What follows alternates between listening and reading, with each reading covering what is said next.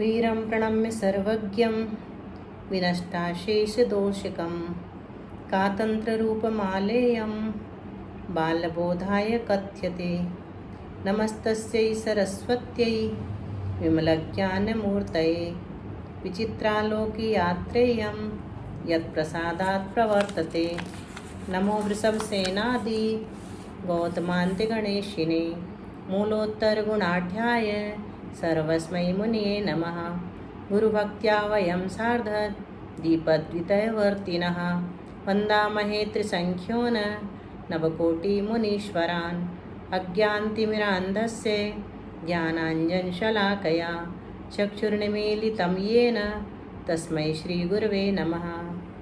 नमो अरहन्ताणं नमो सिद्धाणं नमो आयेरियाणं नमो उवज्झायाणं नमो लोये सव्यसाहूणं। पंच परमेष्ठी भगवान की जय। संत शिरोमणि आचार्य गुरु श्री विद्यासागर जी महाराज की जय। नवाचार्य गुरु श्री समय सागर जी महामुनिराज की जय। तीन कमनौ करोड़ मुनि महाराज की जय। द्वादशांग जनवाणी माता की जय। संपूर्ण आरिका माता जी की जय। अथ स्वर संधि रुच्यते। अब स्वर संधि कहते हैं। कह संधि, संधि क्या है? कहते हैं पूर्वोत्तर वर्णानाम अव्यवधानेन परस्परेण संधानम संश्लेषः संधि। पूर्व और उत्तर वर्णों का व्यवधान से रहित परस्पर में मिल जाना संधि कहलाता है। तव अभ्युदयः कांता आगता। तव अभ्युदय में तव पूर्व वर्ण है, अभ्युदय पर वर्ण है, उत्तर वर्ण है। इसी प्रकार कांता आगता दो वर्ण है। कांता पूर्व वर्ण है, आगता पर वर्ण है। इनका परस्पर में संश्लेष होगा तब संधि हो जाएगी। इसी प्रकार दधि इदम नदी ईहते वसु उभयो बधु ऊढ़ा पितृ ऋषभा मातृ ऋकारेण कृ ऋकारः कृ ऋकारेण इति स्थिते। इन शब्दों की सिद्धि करने के निमित्त से स्थिति की गई है। अनतिक्रम्यन विश्लेषयेत। संघटितान वर्णान अनतिक्रम्यन विश्लेषयेत इति विश्लेष्यः। विग्रह क्या है? तो मिले हुए वर्णों का अतिक्रमण न करते हुए विश्लेषण कर देना, पृथक कर देना विश्लेष्य या विग्रह कहलाता है। सूत्र कहते हैं सिद्धि के लिए जिन सूत्रों की आवश्यकता है पहले उन्हें जान लेते हैं। समानः सवर्णे दीर्घी भवति परश्च लोपम। समान संज्ञको वर्णो दीर्घी भवति सवर्णे परे परश्च लोपम आपद्यते। अब हम संज्ञा पढ़ के आए हैं, उसमें बताया था 10 समानाः। तो यहाँ पर कह रहे हैं कि जो समान संज्ञक वर्ण है वो दीर्घ हो जाता है। कब हो जाता है? जब सवर्ण परे हो तो। और परश्च लोपम आपद्यते, पर का लोप हो जाता है। सर्वत्र ह्रस्वो दीर्घः, हमेशा सब जगह ह्रस्व ही दीर्घ होता है।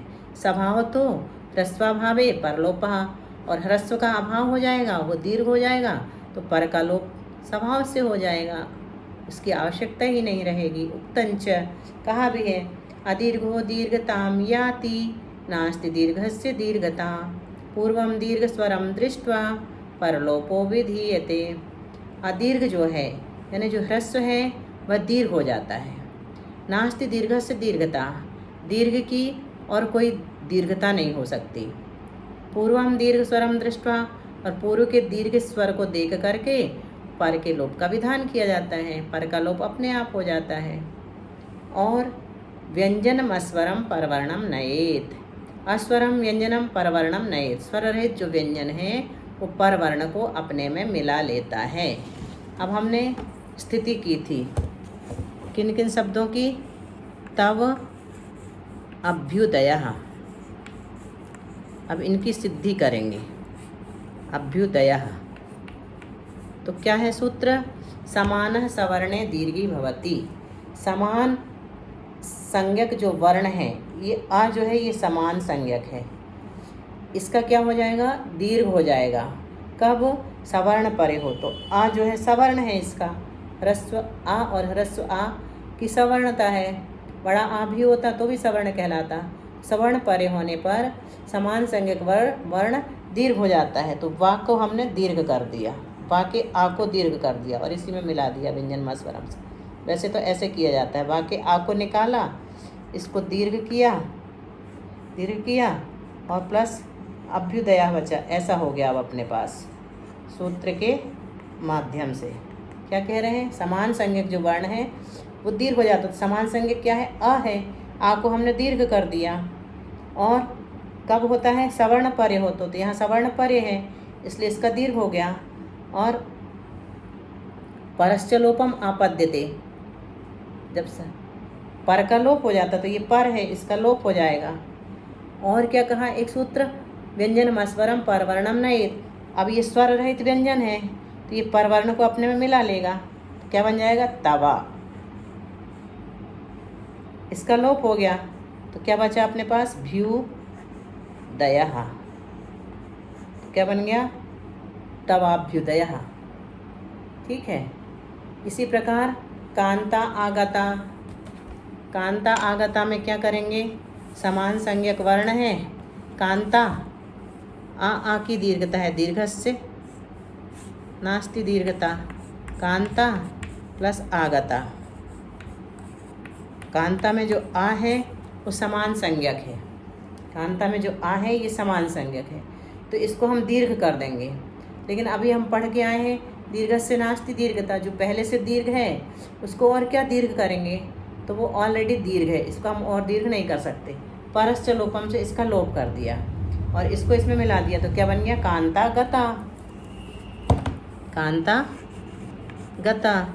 इसी प्रकार दधि इदम, ये बनेगा कांता गता। फिर दधि इदम, नदी ईहते।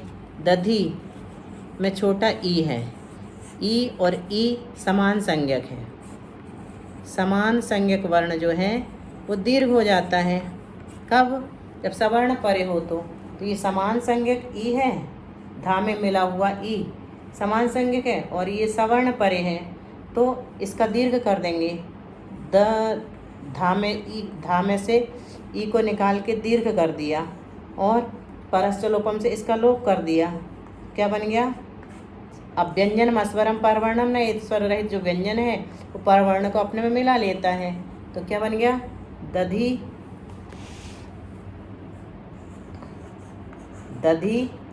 दम। दधि दम।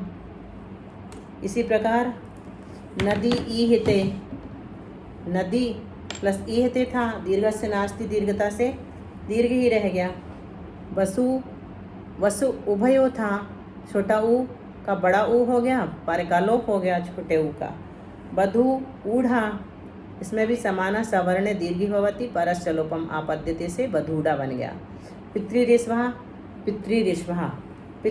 बन गया। मातृकारण कृकारण इति सिद्धम पदम। इनको सब लोग सिद्ध कर लेंगे स्वयं अपनी अपनी कॉपी में। एक उदाहरण से सारे उदाहरण समझ में आ जाते हैं। इसी प्रकार होत्रिकारः बन जाएगा। होत्री ऋकारः ये विग्रह है। अत्र समानः सवर्णे दीर्घी भवति इत्यादि न दीर्घत्वम। यहाँ पर भी समानः सवर्णे दीर्घी भवति से दीर्घत्व हो गया, दीर्घपना आ गया। अब होत्री ऋकारः इसकी आगे के लिए स्थिति की है। होत्री प्लस ऋकारः।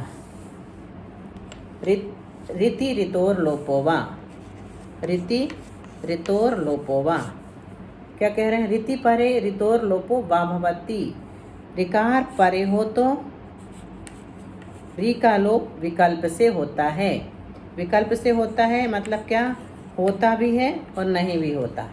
ऋकार परे हो तो, ये ऋकार परे है ना यहाँ पर, तो ये जो री है इसका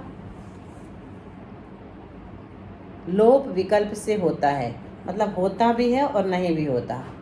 तो लोप हो जाएगा, तो क्या बन जाएगा, हो, री निकाल दिया अपन ने इसमें, होत बचा, रिकार, तो एक रूप होत्रिकारः बन जाएगा। और लोप नहीं होगा तो समाना सवर्ण दीर्घवती से एक दीर्घ वाला रूप बन जाएगा, होत्रिकारः। इस प्रकार देव इंद्रः कांता इयम इति स्थिते, देव इंद्रः कांता इयम इनकी आगे के लिए स्थिति की है। अवर्ण इवर्णे ए, इवर्णे परे अवर्ण ए भवति परश्च लोपम आपद्यते, वर्ण ग्रहणे सवर्ण ग्रहणम।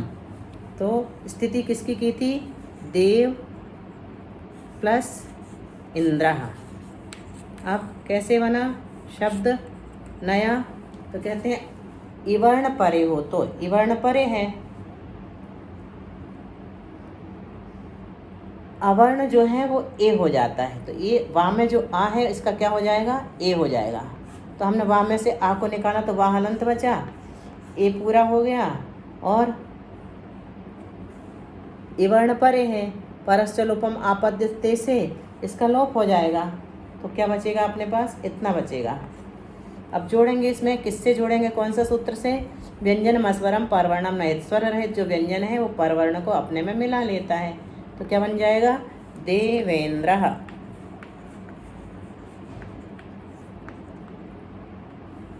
देवेंद्र, ये बन गया। इसी प्रकार कांता इयम, कांता अवर्ण इवर्ण ए, अवर्ण का ए हो गया और इयम के ई का लोप हो गया, तो कांतेयम बन गया। हल ईशा लांगल ईसा इति स्थिते, इनकी आगे के लिए स्थिति की है। हल लांगल्यो रीसाया मत्स्य लोपः, हल लांगल्यो अस्य लोपो भवति ईसायाम परतः। हल और लांगल के आ का लोप हो जाता है, ईशा शब्द परे हो, तो क्या स्थिति की थी, हल प्लस ईशा। सूत्र क्या कह रहा है कि हल और लांगल के आ का लोप हो जाता है, जबकि इसमें सूत्र कौन सा लगना चाहिए था, अवर्ण इवर्ण ए, इवर्ण परे होने से आ का ए हो जाता, लेकिन ये अपवाद सूत्र कहलाता है कि हल और लांगल के बाद अगर ईशा शब्द परे हो तो अवर्ण इवर्ण ए सूत्र नहीं लगेगा। तो कौन सा सूत्र लगेगा, हल लांगल्यो रीसाया मत्स्य लोपः सूत्र लगेगा। तो इससे क्या हो गया, आकार का लोप कर दिया, हल के आकार का लोप कर दिया। तो अब कौन सा सूत्र लग जाएगा, व्यंजन मस्वरम परवर्णम नयेत से हलीशा बन गया, ये ई इसमें मिल गया हलीशा। इसी प्रकार लांगलीसा बना लेना, लांगल प्लस ईसा बराबर लांगलीसा। मनस ईसा की आगे के लिए स्थिति की, मनसः सस्य च, मनसो अस्य सस्य च लोपो भवति ईसायाम परतः। मनस शब्द के आ का और सा का भी लोप हो जाता है, कब, जब ईशा शब्द परे हो। तो सामान्य रूप से क्या होता, इसमें दूसरा सूत्र लगा करके बनाया जा सकता था, लेकिन ये भी एक्सेप्शनल है, इसमें और कोई सूत्र नहीं लगेगा, बल्कि क्या लगेगा, मनसः सस्य च लगेगा। मनसः सस्य च क्या कहता है, मनस के आ का और सा का लोप हो जाता है, तो क्या बचेगा, आ का और सा का लोप कर देंगे तो मन हलंत बचेगा। ईशा परे है, तो अब व्यंजन मस्वरम से जोड़ दिया, मनीषा, व्यंजन मस्वरम परवर्णम नयेत, मनीषा बन गया। इनका नाम मनीषा है, वो अपने शब्द की सिद्धि सीख लें। अब गंध उद्गम माला ऊढ़ा, इनकी आगे के लिए स्थिति की। उवर्णे ओ, उवर्णे परे अवर्ण ओ भवति परस्य लोपम आपद्यते। उवर्ण परे हो तो अवर्ण का ओ हो जाता है, कब, उवर्ण परे हो तो। गंध उद्गम की स्थिति की थी, है ना, तो उवर्ण अपने पास परे है, गंध उद्गम में उवर्ण परे हो तो अवर्ण का क्या हो जाता, ओ हो जाता है, अवर्ण का ओ हो जाता है। तो गंध में से हमने आ निकाला और उसका क्या कर दिया, ओ कर दिया, और परस्य लोपम आपद्यते से ऊ का लोप कर दिया, तो यहाँ क्या बचा, दकम। ठीक है, व्यंजन मस्वरम परवर्णम नये से इसको जोड़ दिया, गंधोदकम।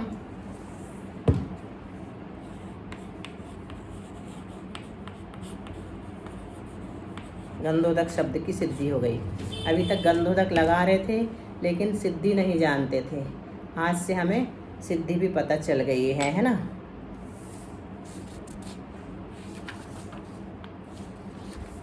रिवर्णे अर, इसी प्रकार मालोढ़ा बना लेना। तव रिकारा सारिकारेण इति स्थिते, तव रिकारा और सारिकारेण इति स्थिते, इनकी आगे के लिए स्थिति की है। तव रिकारा,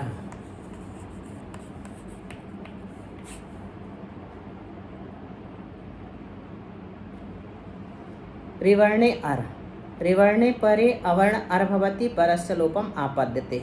रिवर्ण अगर परे हो तो, रिवर्ण परे है तो क्या होता है, अवर्ण का अर हो जाता है और पर का लोप हो जाता है।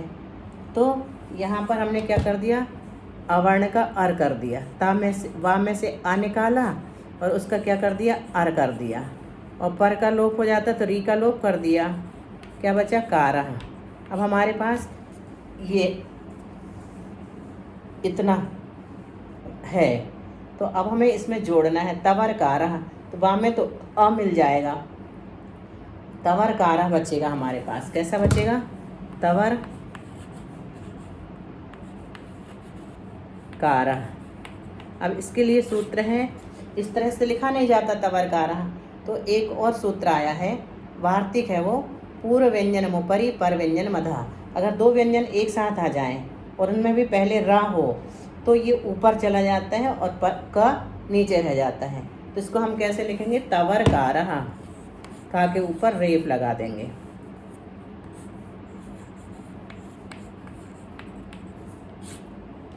तवर कारह इस तरह से लिख देंगे।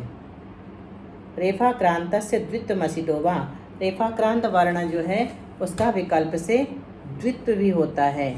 कब, जबकि अशिट परे हो तो, यानी शिट परे ना हो तो द्वित्व होगा तो ऐसा हो जाएगा, डबल का हो जाएगा। ठीक है। तुम्बरुम तृणकाष्ठम च तैलम जलमुपागतम सभावा दूर्धमायाति रेफस्यैतादृशी गति इति जल तुम्बिका न्यायेन रेफस्य ऊर्ध्वगमनम। यहाँ पर जल तुम्बिका न्याय से रेफ का ऊर्ध्वगमन बताया जा रहा है।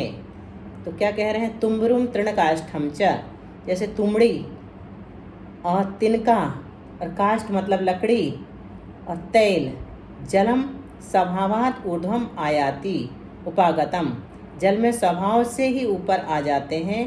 तादृशी गति रेफस्यैः, उसी प्रकार की गति रेफ की भी है। तो ये भी इन्हीं की तरह स्वभाव से ही ऊपर आ जाती। कोई पूछ सकता था कि रेफ को ऊपर क्यों कर दिया, कहते जल तुम्बिका न्याय से रेफ को ऊपर कर दिया। षिडिति शादयः शशः वर्णाः षिट संज्ञा भवति, श श श और हा वर्ण की षिट संज्ञा होती है, इससे ये तवर कारह सिद्ध हो गया असिट परे होने से। सरकारेण, अब ऋण ऋणम, प्रऋणम, बसन ऋणम, वस्त्र ऋणम, कंबल ऋणम, दस ऋणम, इनकी आगे के लिए स्थिति की है। आगे का विषय बाद में लिया जाएगा। जिनवाणी स्तुति। वाणी जिनेन्द्र कथिता दुख हारिणी है, संत्रस्त भव्य जन को सुखदायिनी है। तेरा करूं स्तवन में ऐ अम्ब देवी, तो शीघ्र ही बन सकूं निज आत्मसेवी। हे शारदे अब कृपा कर दे जरा, तो तेरा उपासक खड़ा भव से डरा जो। माता विलंब करना मत मैं पुजारी, आशीष दो बन सकूं बस निर्विकारी।